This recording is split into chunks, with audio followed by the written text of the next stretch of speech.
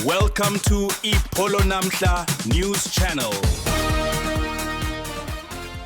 Umsizi womqeqeshi weKaizer Chiefs uDillon Shepherd uveza ukuthi iqembu lizimisela ukunqoba izicoco emkhankasweni ka-2026-2027 kugxilwe kakhulu kumncintiswano we-M10 8 ovula isizini ngemva kokuqeda isizini ka-2025-2026 endaweni yesithathu okuwukusebenza kahle kakhulu kweqembu selokhu kwaba ngo-2019-2020.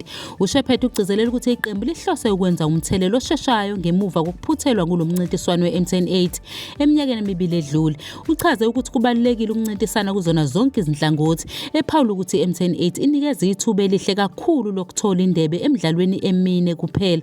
uShepherd ukholelwa ukuthi ukunqoba indebe kusenesikhathi baphinde bathole nemiphumela emihle ekuqaleni kweligi kungakho umfutho omuhle kuyona yonke isizini, evuma ukuthi abalandeli basafuna impumelelo enkulu nangaphezulu kokuthuthuka kwakamuva. uShepherd uphawula ukuthi iqembu liqhutshwa umbono ukubuyisela izinsuku zenkazimulo zeqembu ngaphansi kobuholi bomqeqeshi omusha ngemuva kokuqinisekiswa muva njengomsizi wesibili kumqeqeshi ozayo uFernando da Cruz.